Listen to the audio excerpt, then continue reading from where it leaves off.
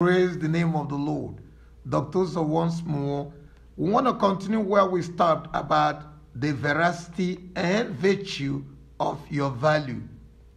Remember, we define value as your usefulness, your importance, your relevance, your worth, and what you have to contribute to the table, to people's lives, to their ambition, to their destiny, to their spiritual well-being, or your ability to solve problems or make an impact or influence your significant others or your immediate surrounding or environment. Your value actually is determined by the honor and the virtue attributable to that honor. So one of the things that improves your value is the honor you attract because of your integrity, because of your usefulness, because of your skill, because of your expertise, because of your training, and because of your special ability, including your extraordinary, astonishing, supernatural anointing. They are all part and parcel of your value, what you bring to the table, your relevance. Now, I want to say this with power, with fire, with tenacity, that the extent of value is determined by your purpose. In fact, discovery of a major definite purpose is the key to all achievements. Of course, the secondary reason is your mental attitude, your mindset. So, the discovery of purpose will increase your value if you pursue, sharpen, and realize that purpose. I always say it this way: value is maximized when purpose is discovered.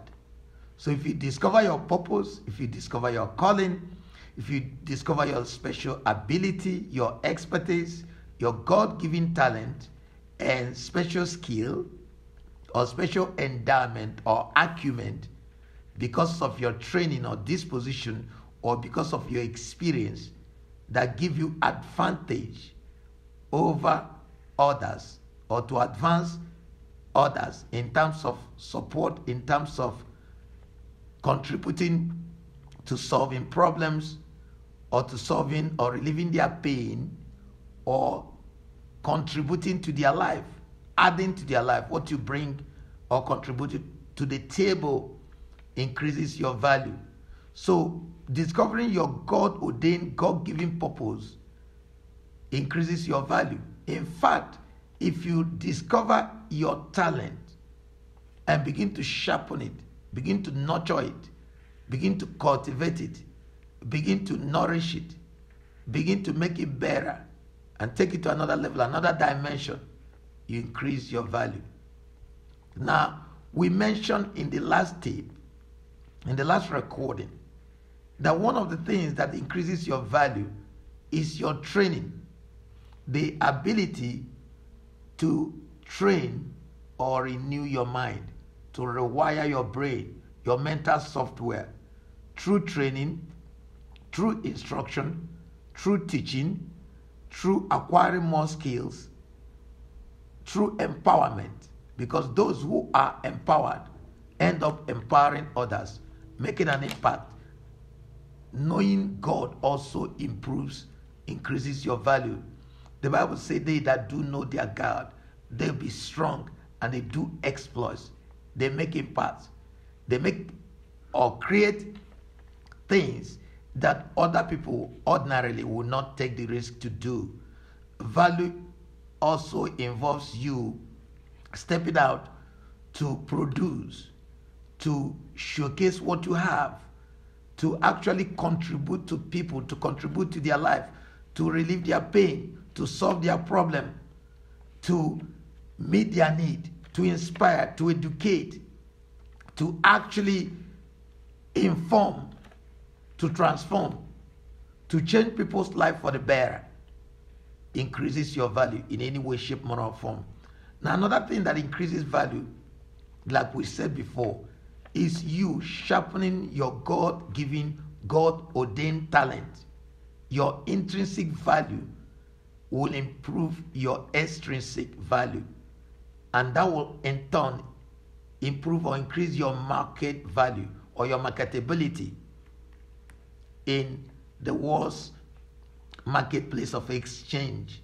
Actually, what we go to do in the marketplace is to exchange our skills, our talent, our value, our contribution, our worth, and our metal, and our significance, as well as our vitality in the marketplace, and we'll exchange it for money when we package our skills.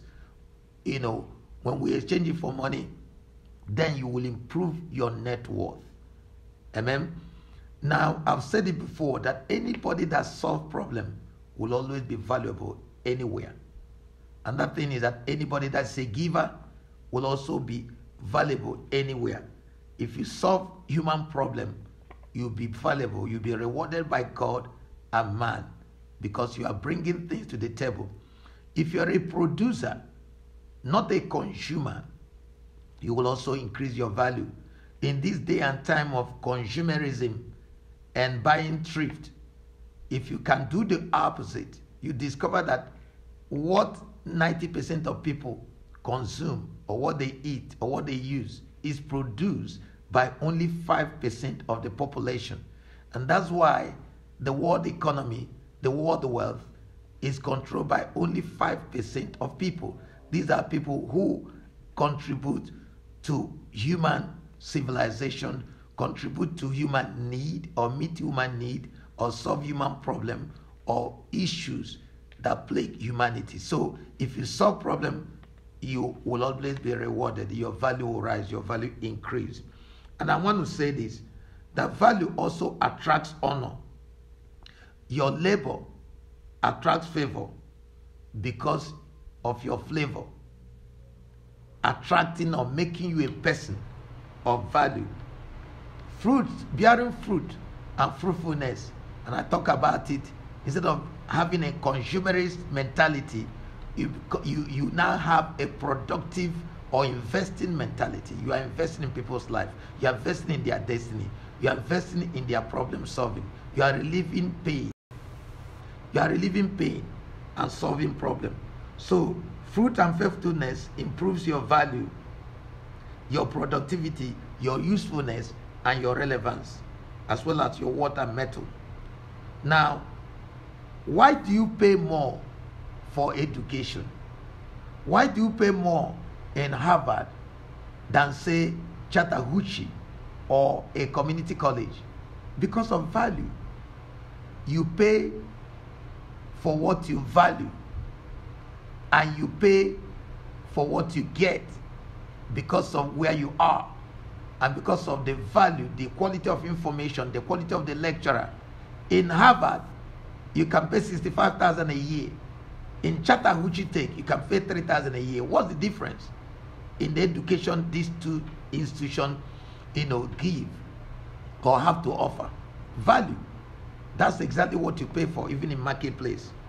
And I've said it before, that not just the marketplace of the world, even the kingdom of the Lord, the kingdom of heaven, the kingdom of God, the kingdom of righteousness advances through value reward system. So the more value you provide or you advance, the more you rise in kingdom and in your acceptability, in your worth, and in your acceptance and your importance, as well as significance. Now, integrity and relevance is also a product of value. Very, very important. And veracity and virtue go together. It's not your age, you hear me say. It's your stage. It's not your form, it's your platform. It's not who you are, it's what you are, what you bring to the table. Now, performance and platform improves your value. Demand and relevance go to a producer every time. Now, your uniqueness, this is very important. By uniqueness, I mean your expertise. What makes you special?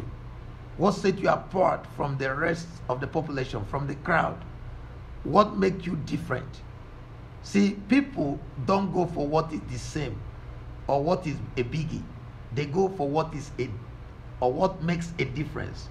And you cannot make a difference until you become different, until you have something different or special or unique to offer. That increases your value. That's why a neurosurgeon makes more money than a general practitioner, because of the value, the relevance, the rarity, the special or specialty or special ability or special skill or training in those areas. Now, I can also say this. I say it this way, that uniqueness improves your value and determines the audience and people you attract. Exposure and publicity is another thing that improves our value.